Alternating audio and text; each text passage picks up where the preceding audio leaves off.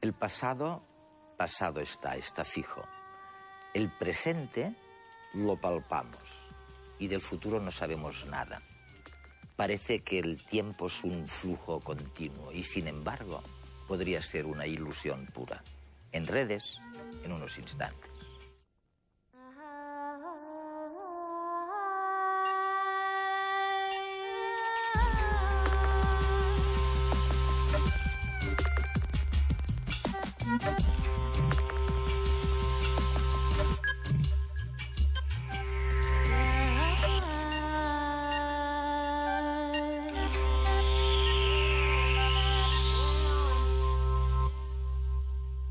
El tiempo se nos aparece como un río que fluye del nacimiento a la muerte.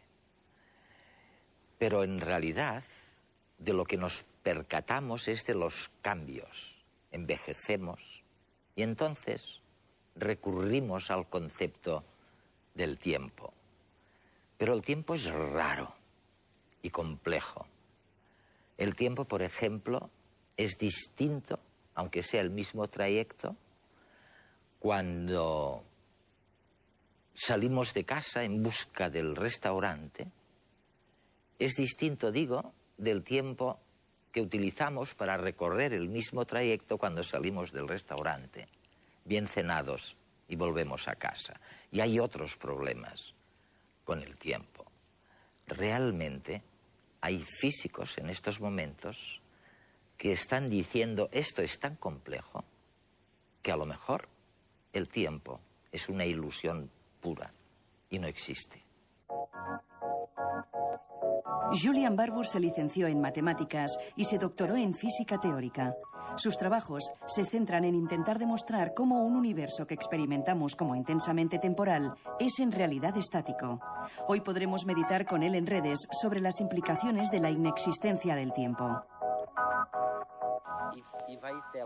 Si dijera a mis telespectadores que el tiempo no existe, bueno, no me creerían.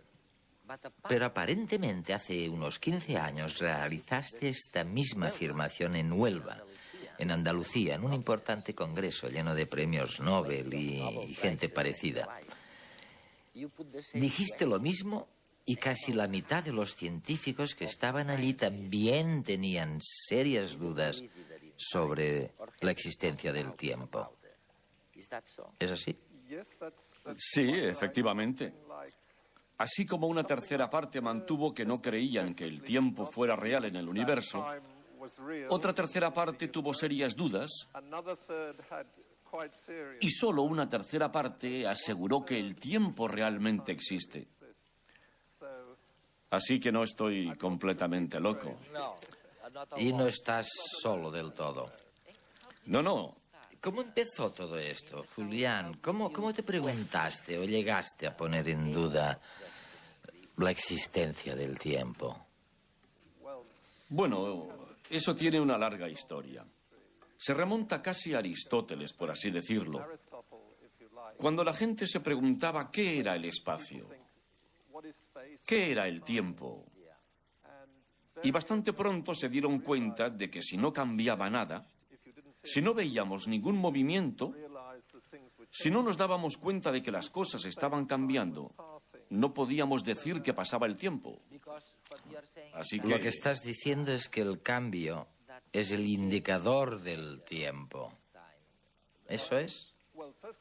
Bueno, en primer lugar, los cambios son el indicador del tiempo. Porque ¿cómo sabemos que ahora son las 12 en punto, El sol brilla perpendicularmente a la línea del horizonte. Y cuando acabemos de hablar lo hará en una posición diferente. Así es como se mueve el sol, de esta manera. Y su movimiento es el indicador del tiempo.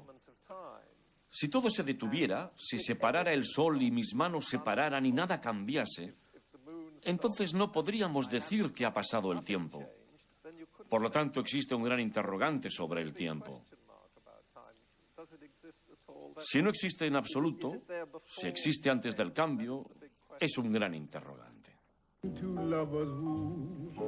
Humphrey Bogart no quería que Sam, el pianista de Riggs, tocase El tiempo pasará.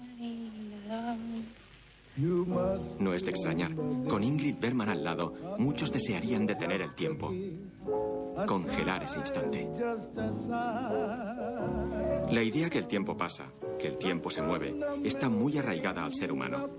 Estamos muy acostumbrados a dividir el tiempo en pasado, presente y futuro. Asumimos que lo que sucede entre estos estadios es el inexorable fluir de los segundos.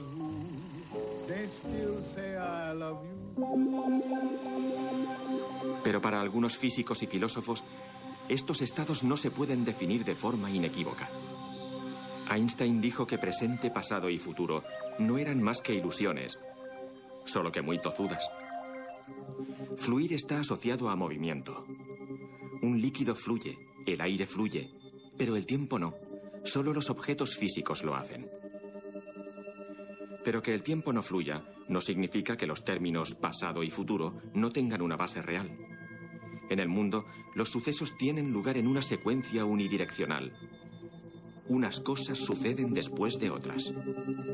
Nuestro cerebro identifica como imposible la imagen de un huevo que se reconstruye a partir de sus trozos.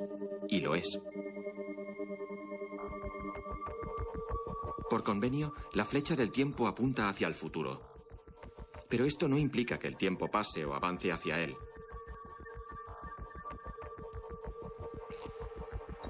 Una brújula siempre apunta al norte, pero esto no significa que nosotros estemos avanzando hacia el norte.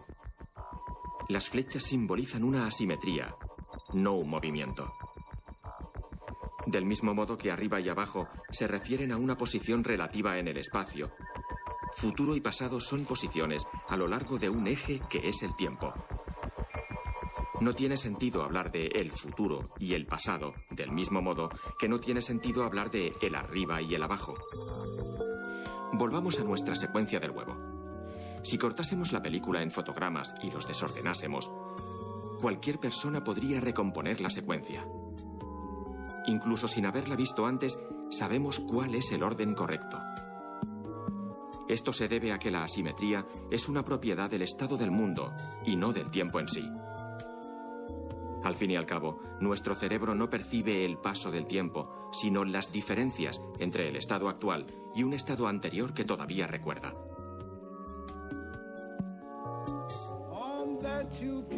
Si no podemos definir el tiempo con precisión, difícilmente podemos asegurar que el tiempo pase. Seguro que Humphrey lo hubiese agradecido.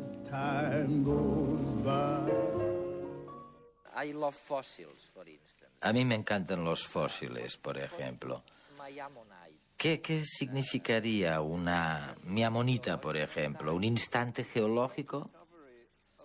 El gran descubrimiento de la geología y la evolución es que el mundo, lo que encontramos a nuestro alrededor, es extremadamente especial. Existen fósiles que parecen contarnos una historia. Me explico.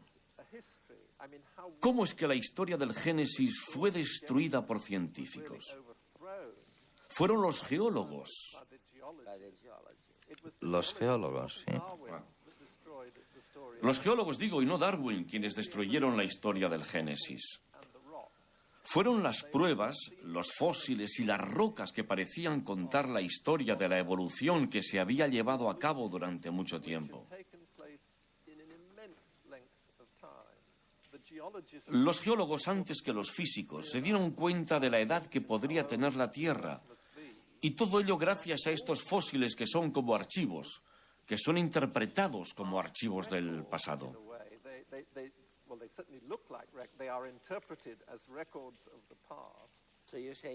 Tú dices, esto es como una especie de cápsula. Las llamo cápsulas de tiempo. Esta es la prueba que tenemos del tiempo. Y decimos que fue todo el proceso de la historia de la Tierra que sucedió dentro del universo. Esta es la prueba fehaciente de ello. Y en nuestra experiencia personal, la prueba de que tenemos una vida y también una historia personal está en nuestro cerebro, se encuentra en nuestros recuerdos. En el cerebro. Por lo tanto, esta es otra maravillosa cápsula de tiempo. Estos son los dos ejemplos más significativos que tenemos de las cápsulas de tiempo en nuestra experiencia. ¿Qué piensas de Oliver Sacks? Sabes, estas cápsulas de tiempo en nuestro cerebro, no los archivos geológicos. Él dice, oye, todo esto está inventado. A menudo estos recuerdos los hemos fabricado. No son un reflejo de algo que ha sucedido realmente, tal y como lo recordamos. Bueno, pienso que esto está relacionado con mi idea de que cuando percibimos movimiento, es en realidad una ilusión que nuestro cerebro está creando. Sabemos que el cerebro procesa información y de alguna manera nos cuenta una historia. Quiero decir... Pero entonces serían solo instantáneas. No se trataría de una historia. Bueno, no, porque disponemos de una instantánea aquí conmigo, sobre este fondo de plantas. Pero también tengo un recuerdo del inicio de esta conversación, cuando nos sentábamos aquí y me hablabas del Congreso de Huelva. Por lo tanto, existe cierto engaño. Pero si pongo en duda mis recuerdos, si dudo si alguna vez fui niño, puedo ir a mirar al álbum de fotografías, mi libro de experiencias que mi madre hizo con todas mis fotografías desde niño pequeño hasta que me hice mayor. Me acuerdo de algunas. Tengo recuerdos y puedo correlacionar lo que yace en mi memoria con las fotografías que veo. Y es entonces cuando tomo control de lo que quizás mi mente está interpretando por mí. Pero ves, me estás dando otro ejemplo de cómo la naturaleza crea en la práctica insistentemente la idea de tiempo, la impresión de que el tiempo pasa. Existe. Sí, es que realmente la crea, no cabe duda. De hecho, esto es probablemente la cosa más sorprendente que hace la naturaleza. Es una propiedad muy misteriosa esta de la naturaleza y se llama la flecha del tiempo. Todos envejecemos al mismo tiempo. Nunca he conocido a nadie que se haga joven. Mi esposa envejece conmigo al mismo tiempo que yo lo hago. Y tú comentas que también te estás haciendo mayor, ¿eh? Y esto nos sucede a todos nosotros. Envejecemos juntos. La verdad es que dentro de la ciencia común, dentro de la teoría de Newton o de Einstein, este hecho es extremadamente misterioso. Debemos asumir que el universo comenzó en un estado muy, muy especial. Es un auténtico misterio. En una base de la Tierra, una nave espacial está a punto de despegar. En la puerta, dos hermanos gemelos se despiden. Saben que no se verán en mucho tiempo. Tienen 35 años. Uno de ellos es astronauta y lidera la primera expedición a la estrella más cercana de nuestro planeta. Alfa Centauro se encuentra a una distancia de unos 4,3 años luz de la Tierra y la nave viaja a 99% de la velocidad de la luz. Si sumamos los 4,3 años de ida y los mismos de vuelta, la nave tardará en volver a la Tierra algo menos de 9 años. A la vuelta, el gemelo que se ha quedado en tierra espera a su hermano. Sin embargo, cuando se abre la puerta de la nave, sus ojos no dan crédito. El astronauta está prácticamente igual que el día del despegue. En cambio, él ha envejecido 9 años. ¿Cómo se explica que un gemelo tenga ahora 44 años y el otro tan solo 36? Viajando casi a la velocidad de la luz, el tiempo se dilata con respecto a quien se queda en la Tierra. Para el gemelo astronauta, el tiempo ha pasado 10 veces más lento. El viaje solo le ha llevado unos 11 meses, pero que el tiempo se haya dilatado no significa que haya pasado a cámara lenta. Al contrario, el tic-tac del reloj que viajaba en el interior de la nave ha seguido el mismo ritmo que en la Tierra.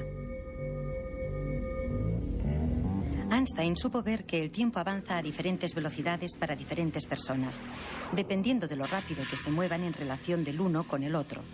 Y la discrepancia en sus relojes aumenta a medida que aumenta la velocidad.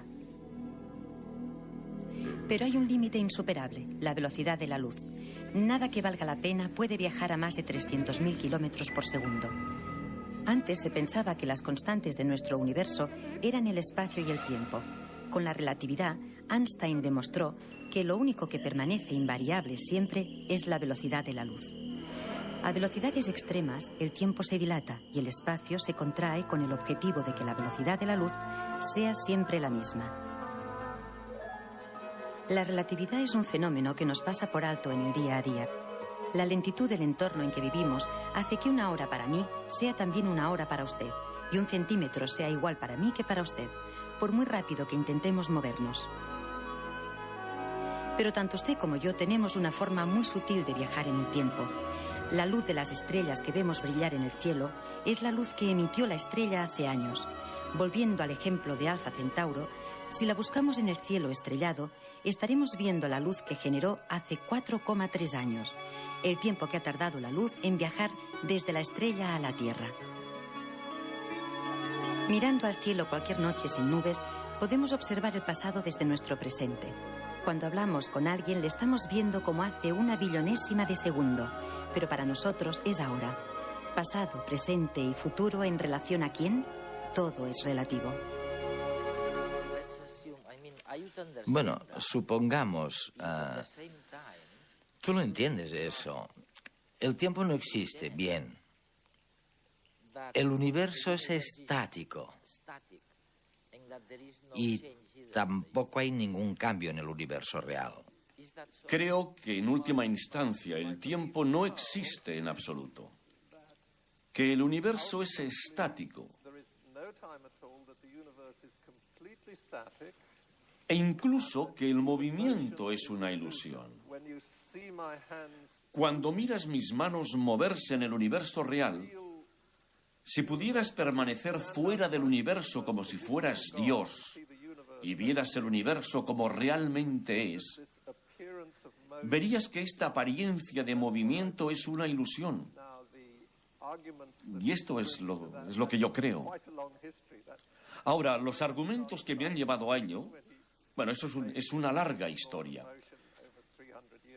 Empieza con Newton, cuando escribió sus leyes de movimiento hace unos 300 años, tan famosas hasta unos hace 100 años, que fue cuando llegaron las ideas de la teoría de la relatividad de Einstein, y en particular a partir de su teoría general de la relatividad. Luego tenemos más recientemente la mecánica cuántica, con todas las cosas maravillosas que ha creado. De hecho, el verdadero origen de mis ideas proviene del intento que se realizó, ahora hará unos 50 años, de unir la teoría general de la relatividad de Einstein y la mecánica cuántica.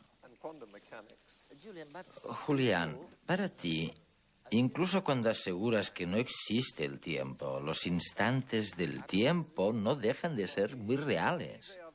Para mí son muy, muy reales. Tanto que estos instantes de tiempo son una especie de configuración del universo. Oye, ¿cómo tengo que entender esto? Bueno, esto proviene de la idea que subyace en la teoría de Einstein, que dice que la posición es relativa al lugar donde te encuentras. Esto es lo que define el mundo realmente. Cómo todo está situado en relación con otras cosas. Imagínate haciendo una fotografía. Aquí simplemente una instantánea. Una fotografía de nosotros aquí, en este patio. Así que mi idea de la hora es como una instantánea. No solo de este patio, pero de todo el universo en un instante de tiempo. De lo que llamaríamos un instante de tiempo. Y esta es mi visión de lo que es real.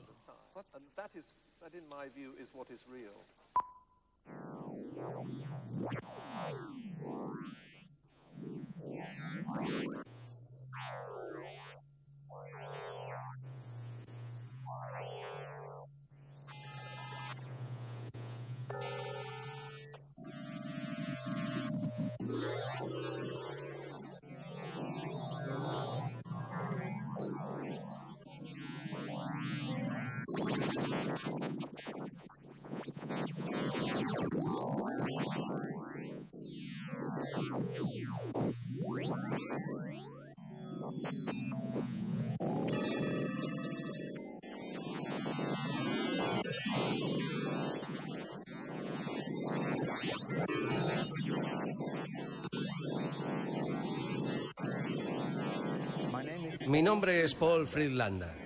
Soy un escultor cognitivo de luz y me defino como un artista científico.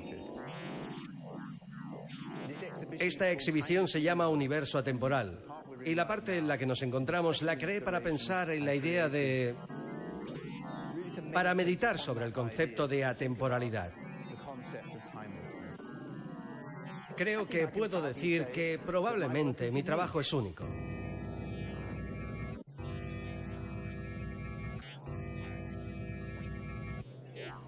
Cuando era un niño estaba fascinado por los viajes espaciales y la astronomía, y cuando me hice mayor, la primera asignatura seria que pensé que debía estudiar fue cosmología, y este es un tema que nunca he dejado atrás. Así que, aunque he escogido ser artista, los contenidos sobre los que trabajo siguen siendo casi en su totalidad científicos.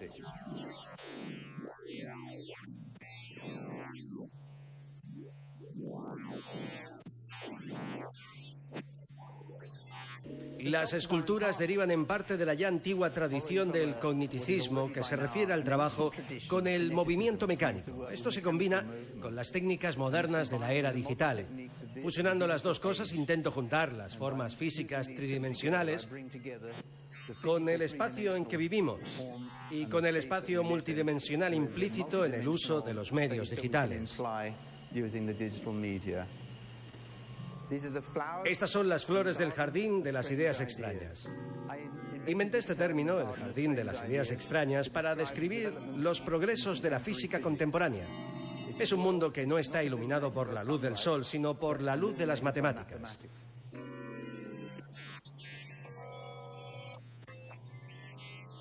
Esta fue mi primera escultura y la llamé El Átomo, porque es ahí donde todo empieza, en el átomo.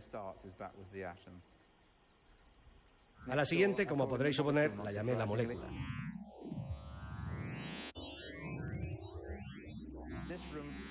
Esta habitación está dedicada a las hiperesferas. Las hiperesferas son un conjunto de trabajos que creé hace algunos años para explorar la idea de una esfera de una dimensión superior.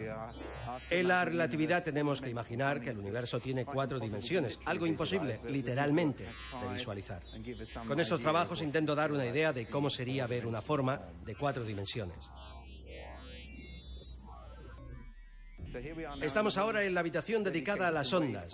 En los 80, la teoría del caos comenzó a llamar la atención y esta onda ilustra y demuestra perfectamente cómo una forma armónica ordinaria se puede volver caótica bajo las influencias adecuadas. Yo pediría que, cuando la gente mire mis obras, no se apresuren a extraer ninguna conclusión.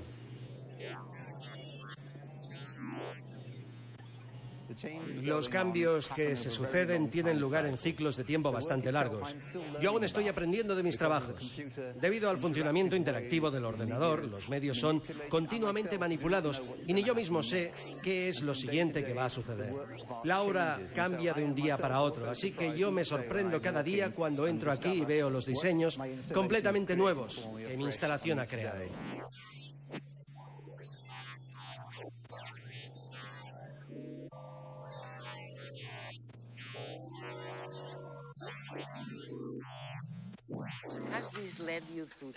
¿Te ha llevado esto a valorar más el presente, a sacar partido de lo que llamamos el día a día, de cada segundo que vives? Ah, sí, por supuesto. Lo valoro mucho más. Realmente he estado muy bien aquí en Sevilla. Sentarse en la plaza y tomar una taza de café ha sido muy agradable.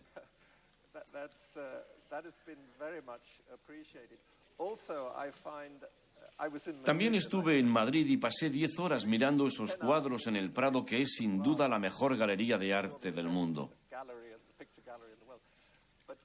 Pero cuando observas esos milagros de a horas, cuando miras a, por ejemplo, la pintura de Carlos V sobre su caballo de Tiziano, es simplemente magnífico. Es una ilusión de movimiento. Estos son los grandes pintores que pueden llegar a crear ilusiones de movimiento. Capturan el instante de la hora. Es increíblemente excitante y dramático. ¿Piensas que la gente llegará a creer que el universo no tiene tiempo? ¿Que el universo es estático, como tú dices? Oye, lo encontrarán muy difícil de creer. atemporal y estático. De hecho, sí. Yo no he cambiado el mundo, ¿eh? La gente no ha parado de hacer cosas. Pero creo que estas ideas son... Bueno, en primer lugar, debo decir que mis ideas no son necesariamente ciertas. Ningún científico debería decir que su teoría es correcta. No hay duda que podría estar equivocado. Lo que yo diría es que hay pruebas para que pueda tomarse en serio. Esto es lo que yo diría. Pero considero que es posible que la interpretación del mundo de la gente y lo que quieren hacer en el mundo, pues que cambie, que esto cambie. Cuando escuchas a algunos cosmólogos como Liz Mollin hablar de estos procesos, de la existencia de diferentes universos, parece como si se estuvieran refiriendo a diferentes ahoras, en tus palabras, ¿no? ¿Qué quieren decir exactamente? Bueno, la verdad es que Liz Mollin es amigo mío. Cree mucho más en el proceso. Existen dos grandes ideas básicas en la física. Una de ellas es la posición. La posición de mi mano aquí, en este patio. Y la otra es el movimiento a donde está yendo mi mano, ¿eh? Y en la ciencia, en la dinámica creada por Newton, ambas son muy importantes. Algunos dan más importancia al movimiento, el devenir en vez del ser. Esto nos lleva directamente a los filósofos presocráticos, donde Parménides dijo que solo existía el ser, y Heráclito mantuvo que solo existía el devenir. Así que solo existe el ser o el devenir. Mi opinión es que el ser es más importante, que no podemos pensar en un devenir sin un ser.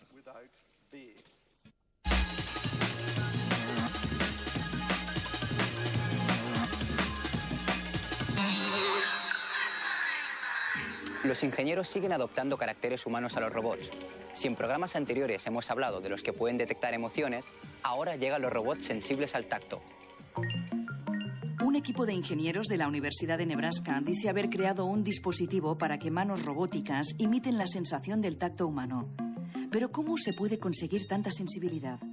Los científicos han necesitado aumentar la gama de milímetros a micras. Lo han conseguido tras crear una película muy delgada hecha de capas de metal y nanopartículas semiconductoras con electrodos en los extremos. Cuando se pone la película en contacto con una superficie, todas las capas de partículas se comprimen al mismo tiempo por la presión que reciben. Estos cambios modifican la corriente de la película y al instante, las partículas emiten una luz que es detectada por una cámara. Los ingenieros esperan que con este dispositivo de tan alta resolución se puede llegar a detectar tejido canceroso. Estudien o trabajen, alguna vez se habrán estresado.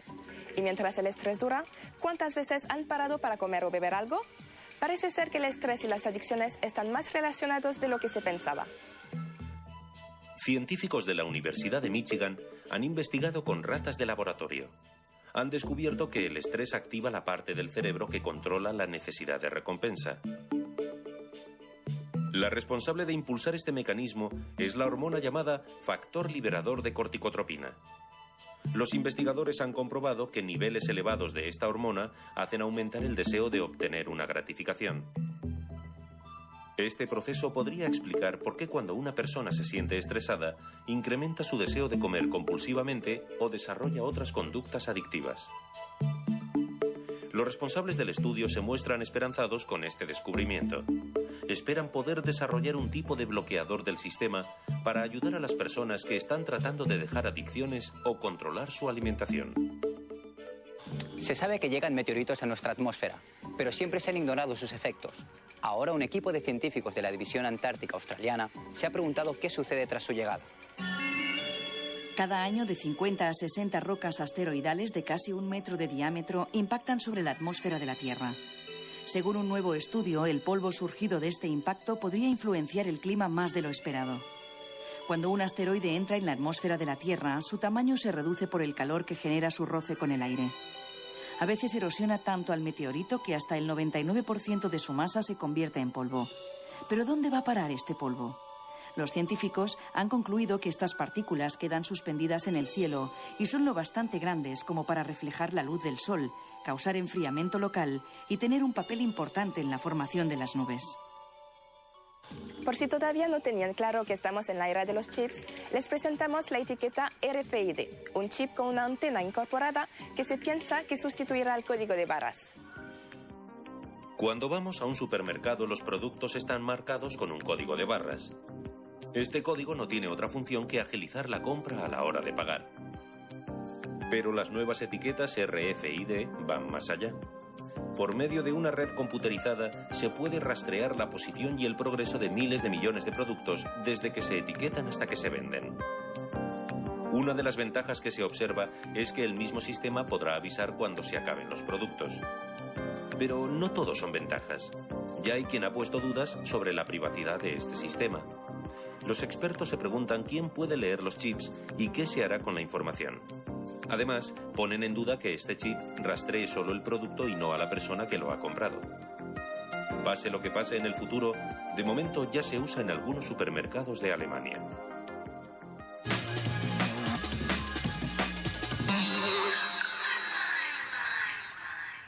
Bienvenidos a la segunda parte de Redes, que esta vez, esta vez es extraño este programa, ¿no? Porque el protagonista de la primera parte insiste en que el tiempo es una ilusión y no existe. La verdad es que normalmente decimos que los cambios, y envejezco un poquito, que estos cambios nos permiten decir que el tiempo pasa.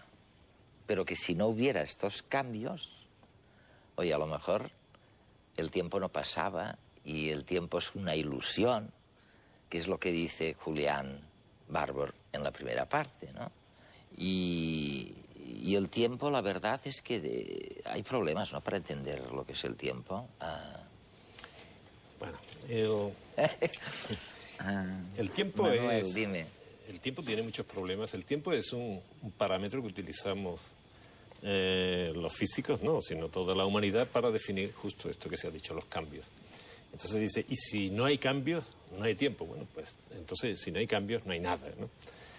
Y decir que el tiempo es una ilusión, a mí hay dos cosas que me llaman la atención, de que esto por lo pronto no es una novedad, eso ya lo dijo Platón hace muchísimo más tiempo, ¿no? 2400 años o por ahí. Entonces esto, ¿qué es? Pues a mí me suena un poco a un brindis al sol, ¿no? Es decir, no existe el tiempo. A ver, esto yo creo que no es así, ¿no? Y el tiempo, tal como lo manejamos, tiene muchísimos problemas, pero también el tiempo es una fuente de maravillas. Pero háblame primero de los problemas. O sea, problemas, para el hombre, oye, yo veo a amigos, por ejemplo, que van al restaurante a cenar y se les hace larguísimo, que no lo encuentran y no sé qué, y tienen hambre. Y luego, en el trayecto de regreso a casa, me dicen, oye, si es que me ha volado el tiempo, no es el mismo, ¿no? O sea, vamos, es verdad que hay problemas con el tiempo, ¿no? Claro que sí, hay problemas tanto psicológicos como estabas diciendo antes, porque el tiempo de alguna manera tiene una componente subjetiva. Así no es lo mismo eso, el viaje de vuelta que el de ida, ¿no? Claro. Al buscar algo transcurre de una manera diferente. Es decir, que hay una interacción entre los hechos y cómo nosotros asimilamos los hechos y los acontecimientos. Entonces hay una parte subjetiva. Ahora, de ahí a decir que es una ilusión, no. O sea, yo desde luego estoy radicalmente en contra, ¿no? Problemas que tiene el tiempo, pero si me preguntas por los problemas, después me tienes que decir por las ventajas que tiene, ¿eh? Porque si no se queda cojo. Luego vamos a las ventajas. Nosotros tenemos una maravillas pero tú del tiempo. Primero, yo te digo los problemas. Ya me has dicho que hay uno, el psicológico ese, que no está claro. El psicológico, subjetivo, ese no está claro y es muy complejo, ¿no?, de definir, y no está definido, y es verdad. Pero eso no somos los físicos los competentes, esos son los psicólogos, los neurocientíficos, yo qué sé, otra gente. Yo en eso no puedo hablar mucho. Problemas. Por ejemplo, el tiempo al atravesar cuánticamente una barrera que clásicamente es imposible por efecto túnel, como pasar una montaña por debajo de un túnel, se hace imaginario. Y eso no lo sabemos trabajar muy bien. De hecho, el premio Nobel de hace 3 años o 2 años, que se llama Leggett, un tipo que manejaba ese tiempo imaginario de una manera perfecta desde el punto de vista científico y con aplicaciones tecnológicas. Problema del tiempo. ¿Qué pasa con el tiempo en la cercanía de un agujero negro? No lo sabemos, porque se puede dilatar y las leyes de Einstein, de la gravitación, pues, lo describe perfectamente, pero puede llegar a diverger. No sabemos muy bien ese tipo de tiempo qué es lo que ocurre. Bueno, Einstein nos decía que el tiempo depende también de la masa, ¿no? De la gravedad. Claro, eso es de las maravillas de Einstein. Que si hay mucha masa, si estás cerca del Sol, claro, el tiempo prácticamente que se para. O se deforma. Fluye más lentamente, digamos así. Fluye. De hecho, los satélites de la constelación de los GPS, por ejemplo, tienen una corrección debida, primero, a un efecto relativista de la relatividad restringida de Einstein también, que es cuanto más deprisa te mueves, más lentamente pasa el tiempo, y además, como esos satélites están situados en órbita y están a una cierta distancia de la Tierra, hay un efecto de esa relatividad general también de Albert Einstein, que dice que cuanto más cerca estás de una masa, más grande es el campo gravitatorio y por tanto el tiempo se enlentece. Por tanto hay dos fenómenos, por ejemplo los GPS, por citar una aplicación ya muy concreta de la cual ya nos beneficiamos, ¿no? Hay un retardo en los relojes de los mismos satélites debido a la relatividad especial y un adelanto también en los relojes debido también a esa relatividad general. Por tanto, el tiempo, digamos, desde el punto de vista einsteiniano, fluye o se mueve o se muestra diferente. Y eso es lo que como humanos que vivimos en este planeta nos cuesta de entender. ¿Qué es lo que te hace decir que, en contra de lo que decía Newton, el tiempo no es un valor absoluto, que mi tiempo no es tu tiempo porque depende de la gravedad que se ejerza sobre ti o de la velocidad a la que vayas? O sea, no me digas que no es mucho cachondeo casi en torno al tiempo, ¿no? O sea, cachondeo no, porque a ver, lo fundamental es bonito y es divertido, pero cuando se hacen experimentos, él ha citado uno, o tecnológico, o los eclipses del año 15 y todo eso, se constatan rigurosamente las teorías de Einstein. Entonces, en el caso de nuestro amigo Barbour, ¿no?, lo primero que habría que decirle es si él tiene alguna idea de constatar experimentalmente su opinión. Y si dice que no, pues entonces estamos jugando a opinar. Bueno, opinar ya digo, opinaban los griegos y los babilonios, los mesopotámicos hasta ahora, ¿no? Pero claro, los físicos lo que tenemos que hacer es medir. Me prometiste que me iba a dejar las grandiosas ventajas que tenemos con la conquista del tiempo. Cuando nosotros vamos conquistando el tiempo, y al decir conquistar el tiempo es manejarlo y medirlo, sobre todo, de una manera cada vez más precisa, estamos dando una fuente de riqueza y de bienestar a todo el mundo tremendo. Por ejemplo, ¿sabes que el programa Apolo, una de las consecuencias fue los relojes digitales? Porque hacían falta una precisión mucho mayor. Y te podría poner muchas más etapas, incluso antes, ¿no? El reloj de áncora y de cuerda para medir el tiempo fue lo que facilitó el cálculo de la longitud, la navegación. Pero ya hoy día, o sea, son cosas muy pragmáticas, ¿eh? de buscar el tiempo y domeñarlo, ¿no? El nanosegundo, la nanotecnología hoy día y el nanosegundo es lo que está debajo de Google, porque sea tan rápido es porque dominamos el nanosegundo. Y los teléfonos móviles se inventaron y ya funcionaban en la Primera Guerra Mundial. Lo que ocurre es que se podían mantener muy pocas conversaciones y hacían falta 2 soldados, uno con la batería y el otro con el teléfono. Y hoy día lo que permite haber conquistado el nanosegundo es poder tener 1.000 millones de conversaciones a la vez. Entonces todas estas cosas son... Y ahora, mira, esto es como yo te pondría, tú has dicho antes un ejemplo que a mí me parece fantástico, ¿no? Un río. El río, imagínate el Nilo, ¿no? Un río cualquiera, el Nilo. Fluye solamente en una dirección, ¿no? Y ahora en el Nilo vemos que hay agricultores que tratan de irrigar los campos con él, hay ingenieros que hacen sus presas, el fluir del río sería el tiempo, ¿no? Hay arqueólogos y antropólogos que están buscando civilizaciones antiguas, hay un montón de gente, marineros, pescadores, de todo el mundo beneficiándose del Nilo.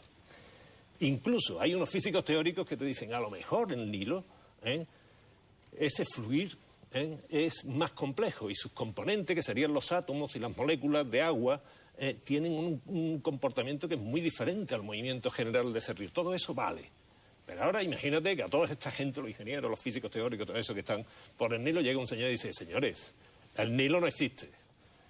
Hombre, pues bien, no existe. Bueno, no. Una persona como tú, sí, amable e inteligente, le preguntaría, ¿tiene alguna prueba de que esto no existe? No, es que eso es ilusión de todos ustedes. Bueno, pues entonces uno diría, bueno, una ilusión, cuando tenga una prueba experimental no lo dice, pero mientras vamos a seguir trabajando, que el tiempo es una fuente de riqueza tremenda, ¿no? Luego vienen los astrónomos y cosmólogos como tú y de pronto nos dicen o nos recuerdan que el Sol tarda unos 4.000 millones de años en dar 4 vueltas a la galaxia, ¿no? Por ejemplo. Bueno, 250. ¿Cuánto? El año galáctico son 250 millones de años. 250 millones de años, ¿no? O sea, que lleva unos 20 años de y eso tenemos que aprender a compaginarlo con el instante en que vivimos y que a veces te parece una eternidad, ¿no? Oye, os he preparado un reportaje sobre el tiempo ese tan largo. Este edificio que contiene el Museo de la Ciencia de Barcelona se construyó en 4 años. ¿Es eso mucho o poco tiempo? Depende de cómo se mire.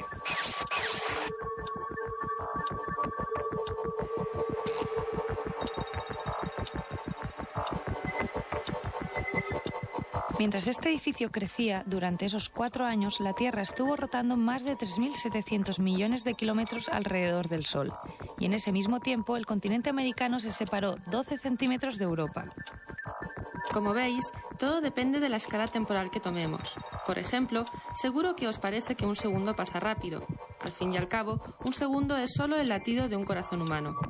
Sin embargo, en ese tiempo el Sol ha viajado 274 kilómetros por nuestra galaxia. De hecho, la mayoría de fenómenos que rigen la vida se producen en tiempos más breves que un segundo. Un ejemplo son las neuronas, que transmiten impulsos eléctricos en cuestión de milisegundos.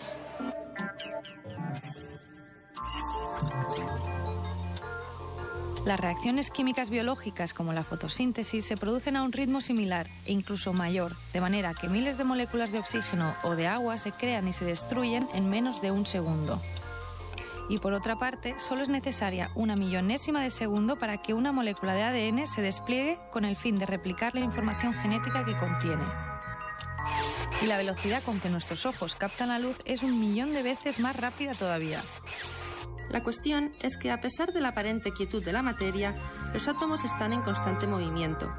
Dentro de una molécula de sal, por ejemplo, los enlaces químicos de sus átomos se rompen y se vuelven a formar 10 millones de veces en un segundo. Se cree que los electrones se mueven más rápidamente incluso. El tiempo que tarda un electrón en pasar de un átomo a otro es pequeñísimo. Comparativamente sería a un segundo lo que un segundo es a 14.000 millones de años, que es la edad del universo.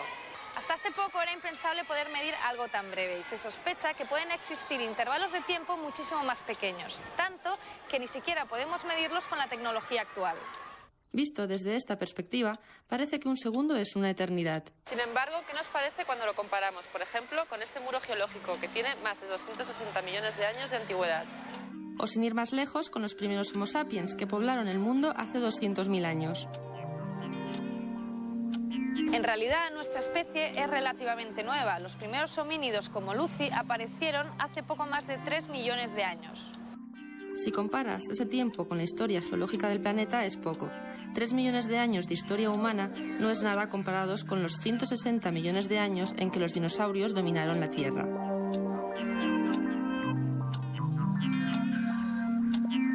Y es menos todavía cuando te das cuenta de que este planeta tiene 4.500 millones de años y que fueron necesarios 1.000 millones de años para que se enfriase, se formasen los océanos y apareciese la primera célula.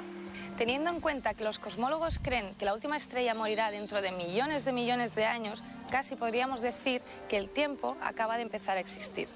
Todo lo contrario a lo que le pasa a este reportaje, que ha durado más o menos la mitad de lo que tarda en llegar un rayo de luz desde el Sol a nuestros ojos.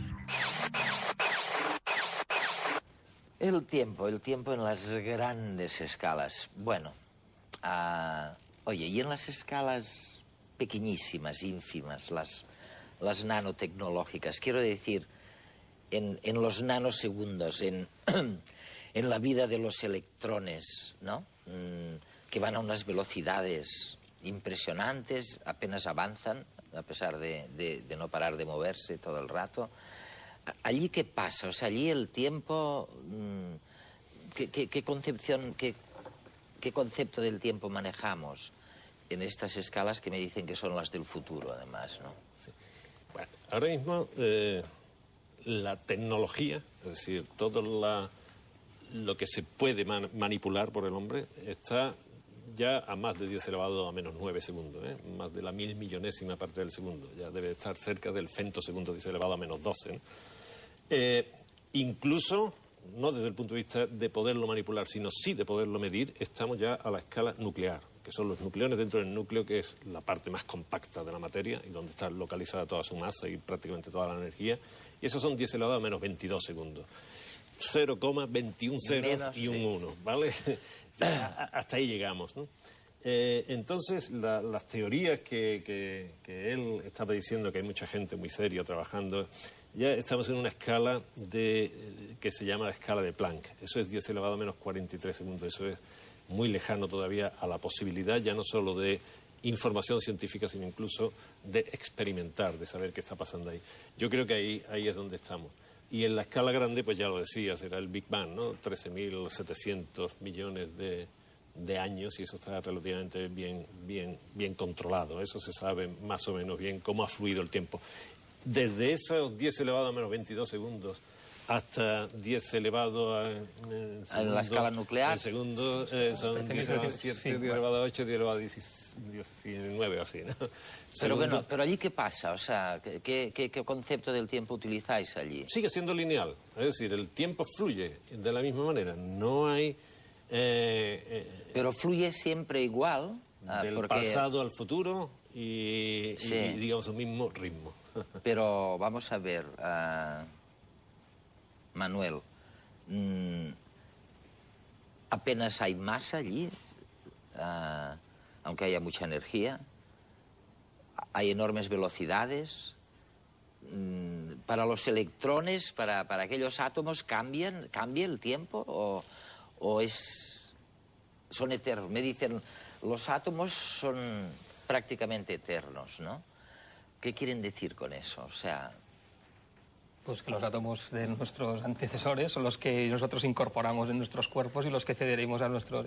En esa idea de que la materia está ahí, ¿no? Y está ahí forever, vamos. Y bueno, desde que sabemos, desde que se origina el universo, por lo menos desde las teorías que describen ese origen, hasta que se acabará o no este universo que tenemos, ¿no? Es decir, los átomos están ahí y se mueven a velocidades muy grandes y hay efectos relativistas, porque la relatividad especial es esa teoría que aborda las grandes velocidades y, por tanto, esa teoría es aplicable también al movimiento de los electrones y de otras partículas nucleares. Pero la idea del tiempo es la idea, como comentaba Manuel... Fluye... Es la idea que tenemos, es decir, es la idea del tiempo de las ecuaciones, que nos permite encontrar, saber la posición, encontrar las propiedades, las características de esos elementos microscópicos, ¿no? Entonces, ¿por qué os quejáis tanto de que hay que unificar el mundo de lo gigante, de lo macro, con el mundo cuántico? Si me decís que el tiempo es igual, se mueve, fluye en la misma dirección en uno que en otro, ¿cuál es el problema entonces?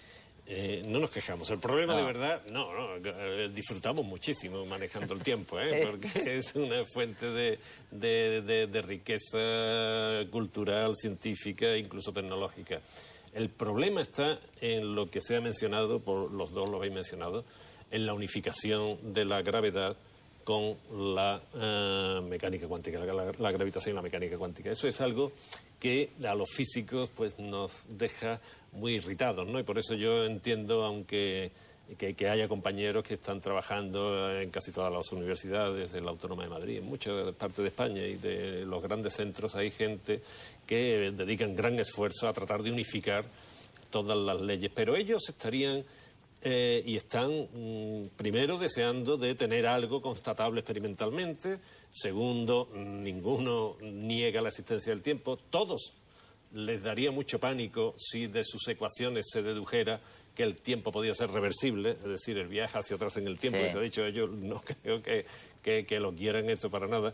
Sí, son gente que está trabajando muy seriamente para esto. Pero en cambio, gente como esta que está trabajando muy seriamente, están casi convencidos de que existen universos distintos en los que el tiempo es distinto, las fuerzas físicas son distintas y que además son vamos, que no se pueden comunicar uno con otro. Y no solo eso, sino que algunos, y ahora me acuerdo de Randall en Harvard, dice, hay cosas que no nos explicamos si no fuera porque a lo mejor existen otros universos. Y estoy hablando de la fuerza de la gravedad, o sea, el hecho de que yo pueda levantar como si nada este vasito, a pesar de toda la masa terráquea ejerciendo la fuerza de la gravedad sobre ello.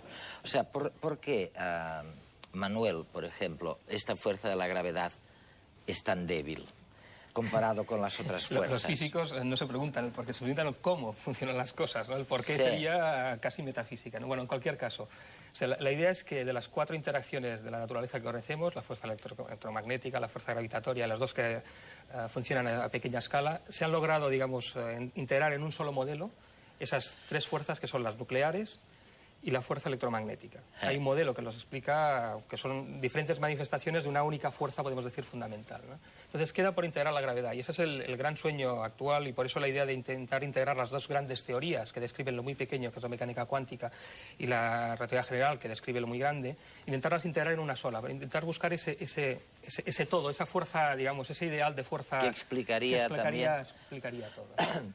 Yo le he oído decir a Manuel Lozano que el tema de la fuerza de la gravedad no es solo la intensidad lo que cuenta, claro, sino, explícame eso. Bueno, es que es tremendamente llamativo, y es verdad que para que tú puedas levantar el vaso como has hecho antes, estás venciendo la atracción de todo un planeta. Sí.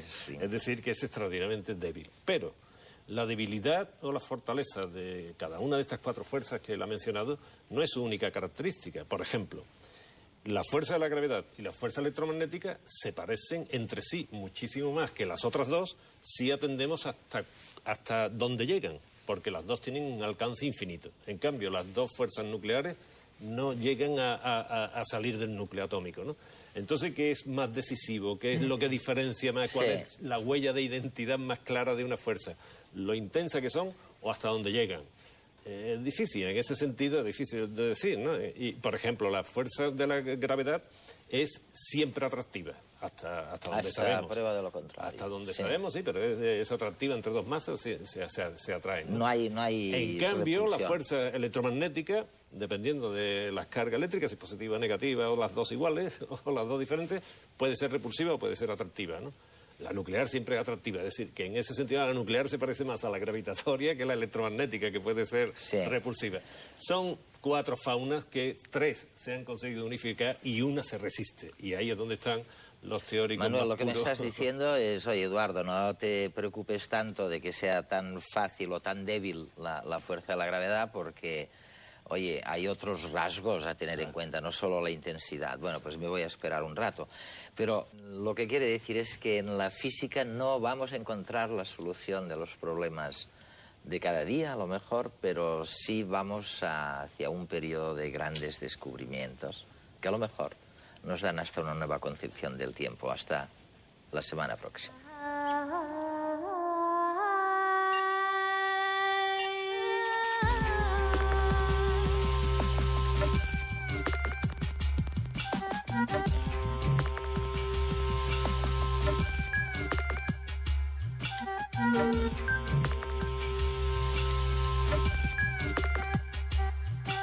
Thank you.